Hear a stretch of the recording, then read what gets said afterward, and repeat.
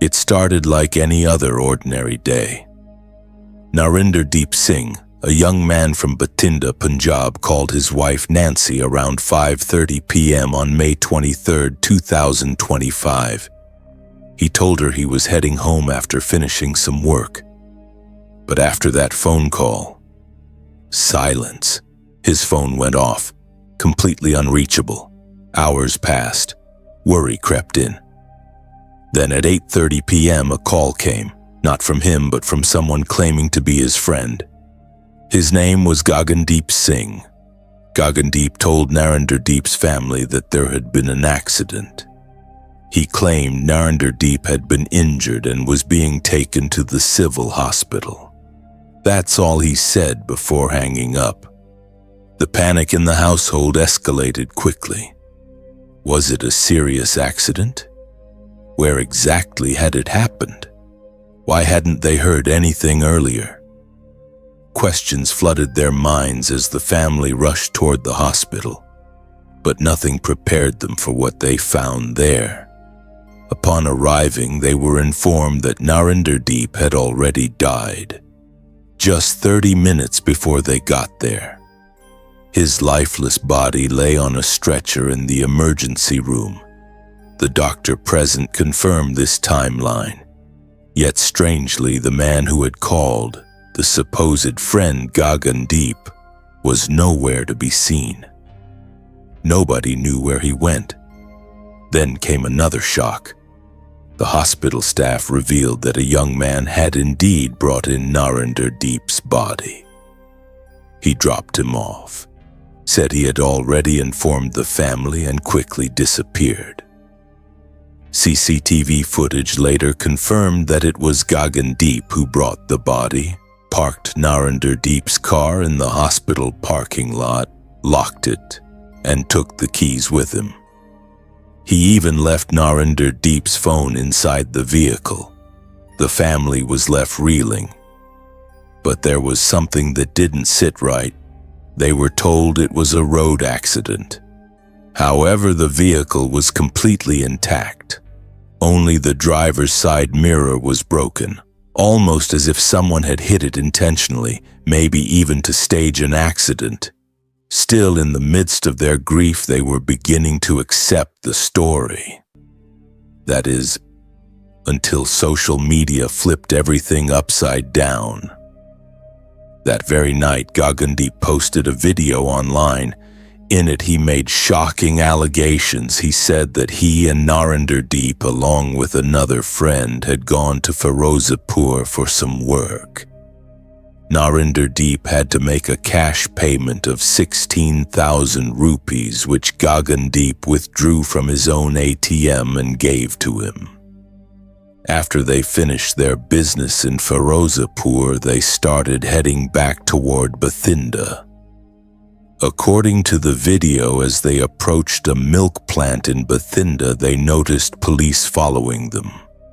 Narinderdeep mentioned that right after they passed the ITI Chowk, officers from the CIA staff, Crime Investigation Agency, started tailing them.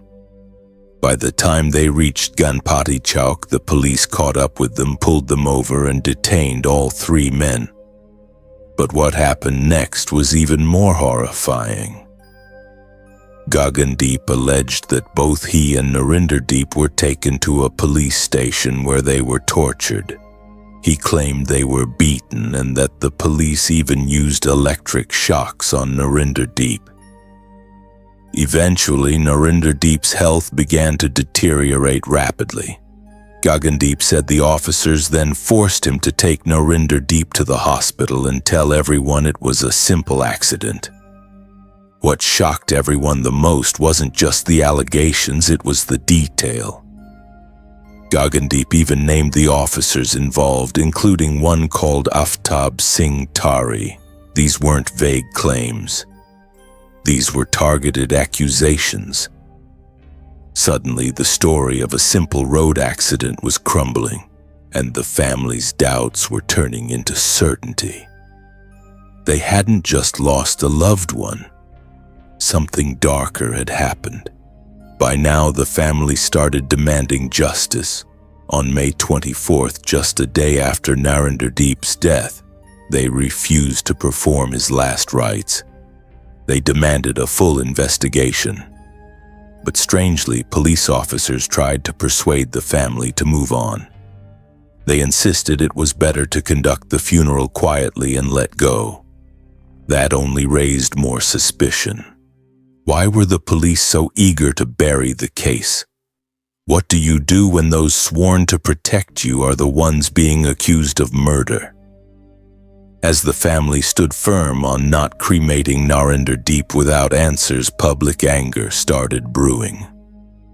The community began gathering outside the hospital. The mood shifted from mourning to outrage. People weren't just questioning what happened, they were demanding to know why.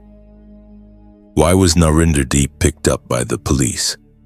Why was he tortured? Why was it being covered up as an accident?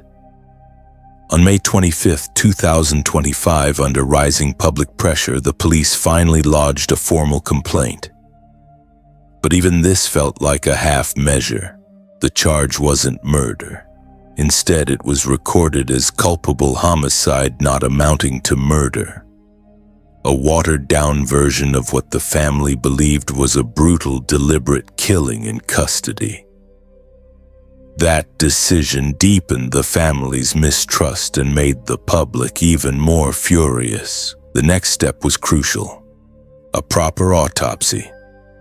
But the civil hospital lacked the necessary facilities, so Narinderdeep's body was sent to AIIMS for a more thorough post-mortem. While they waited for the results, the family was stuck in an unbearable limbo. Their son was gone. No one had been arrested, and the very department under suspicion was also leading the investigation. Meanwhile, the police officers named in Gagandeep's viral video, including Aftab Singh Tari, were nowhere to be found. Instead of being arrested or even questioned, they had seemingly vanished. Officially, they were suspended pending investigation, but in reality, they had disappeared before any action could be taken. 4 names, 4 suspects, all gone. Then on May 30th, the post-mortem report came back, and it was damning. It stated that Narinderdeep had 16 injury marks on his body. 16. Bruises, swelling, and clear signs of blunt force trauma. There were marks consistent with electric shock. And yet, despite the visible signs, the report refused to officially confirm that electrocution was used. Instead, it concluded that the exact cause of death could only be determined after forensic chemical analysis. This, for many, felt like yet another attempt to delay justice, to blur the truth. But the visual evidence was too strong to ignore. Photos of Narinderdeep's body showing severe bruises and internal bleeding began circulating online. With every new detail, the theory of a custodial killing became harder to deny. Even more haunting was the fact that his mobile phone, left inside the locked car by Gagandeep, had never been accessed or examined by police. On June 1st, protests erupted in Bathinda. Roads were blocked. Banners demanding justice were raised. It was no longer just about Narinderdeep. It was about every citizen's fear that someone could be taken, beaten, and killed by the very people meant to uphold the law and then have it written off as an accident. That fear turned into collective rage. At one such protest, Nancy, Narinderdeep's grieving wife, gave a heart-wrenching speech. She stood trembling before a crowd, tears in her eyes, and declared that her husband had been illegally detained. He had been tortured, not just physically but brutally with electric shocks. They killed him slowly, methodically, she said. Her voice cracked, but her message was clear. Her words echoed in the hearts of thousands. people who had never met Narinderdeep suddenly saw their brother, son, or husband in his place. They imagined the horror he must have endured. They felt the betrayal of knowing that nothing, not even innocence, could protect you from abuse of power. The protests intensified. In response to public outcry, AIMS issued a clarification on June 3rd. They acknowledged the injuries but maintained that they could not confirm electrocution without final forensic results. And those results? Still pending, still under analysis. Days turned into weeks, yet no answers, just silence. The family began to suspect something worse. Were the results being delayed intentionally? Were officials trying to cover up their tracks? Why else would a chemical report take this long? The more they waited, the clearer it became they weren't just fighting for justice. They were fighting a system that didn't want justice to happen. Amid this, whispers of a smear campaign surfaced. Some local authorities allegedly tried to paint Narinderdeep as a drug user. The implication was dark but clear.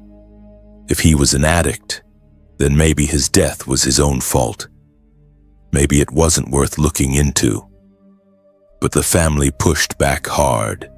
They revealed that not only was Narinderdeep clean, he had been honored by the police for giving anti-drug awareness speeches in schools. Even the DSP of Barnala had awarded him for his work in fighting substance abuse. So how could the same police department now suggest he was an addict? It didn't make sense.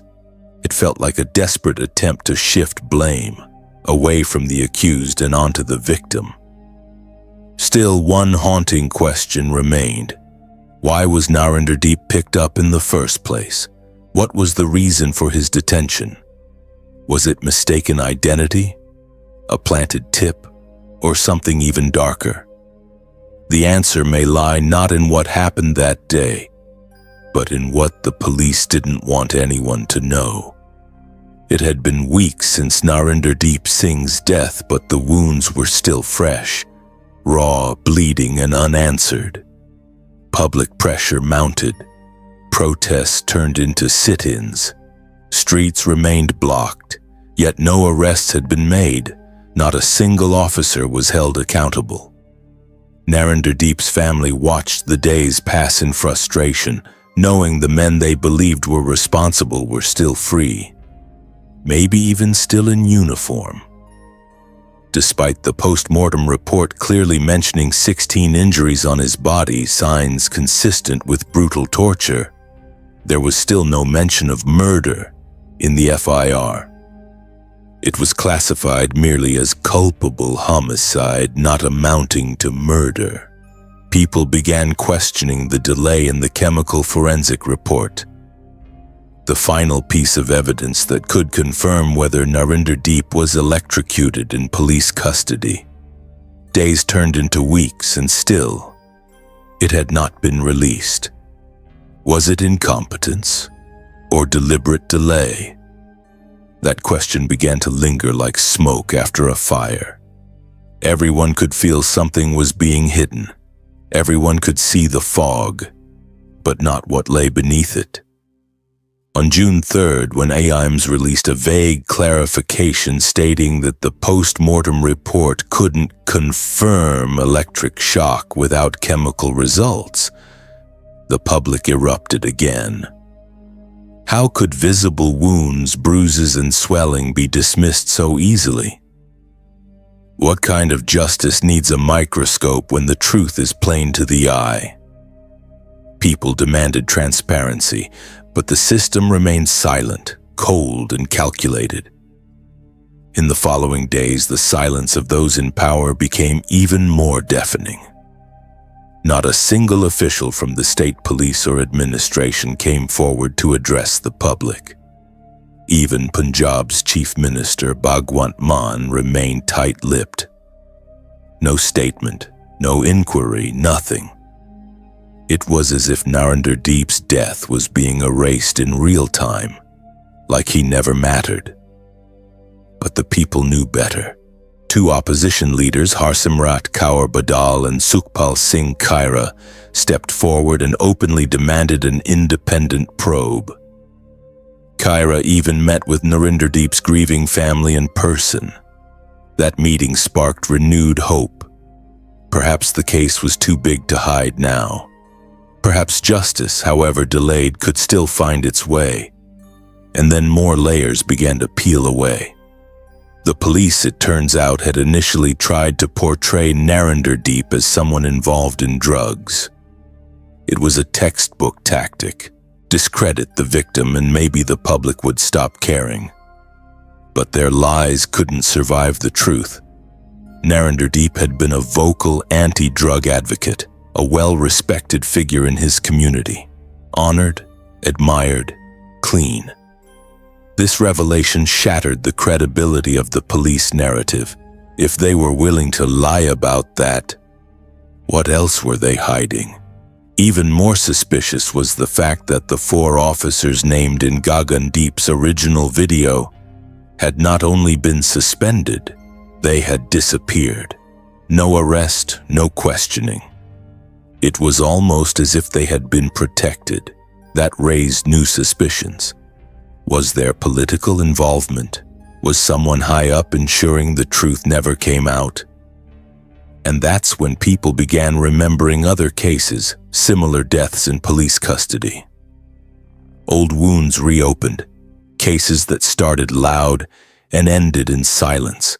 There was a pattern: protests, media attention, political visits, and then quiet. As if the entire state had been trained to forget. But Nancy refused to let this case fade away. In front of a gathering crowd, she made a powerful declaration. If they can kill my husband in custody, they can kill anyone. I will not stop until the world knows what they did to him. Her voice, though shaken, carried the weight of a revolution, and that revolution echoed across Punjab.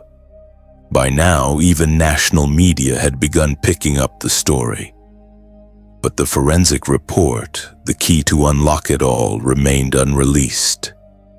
Some believed it would never come out. Others thought it was being altered, and many feared that the truth might be buried alongside Narinderdeep forever. Still, the people kept asking the same haunting question. Why him? Why would police target Narinderdeep Singh? Was it a mistaken identity? Or did he unknowingly cross paths with someone powerful? Was he silenced because he knew something? Or was he just a victim of a corrupt system needing a scapegoat? And then came the final twist in this tragic tale. New rumors emerged that Narinderdeep had been illegally detained and tortured because someone wanted to make an example out of him. A warning. A punishment for questioning too much, for speaking too openly, for resisting control. If that's true, what does it say about our safety, about justice, about the system? 1 month had passed. Narinderdeep Singh's body had been buried, his voice silenced. But his story refused to die. The people of Punjab had seen too much, stayed silent too long, and now they were asking not just for justice, but for answers. What happened inside those police walls? What really killed Narinderdeep? And the bigger, more terrifying question is, if justice can be twisted, hidden, and delayed like this, what does it say about the next victim? And could it be one of us? Let this question echo in your mind. Do you think justice will ever be served for Narinderdeep Singh? Or will the system bury another truth before our very eyes? Let us know what you think in the comments. Your voice matters.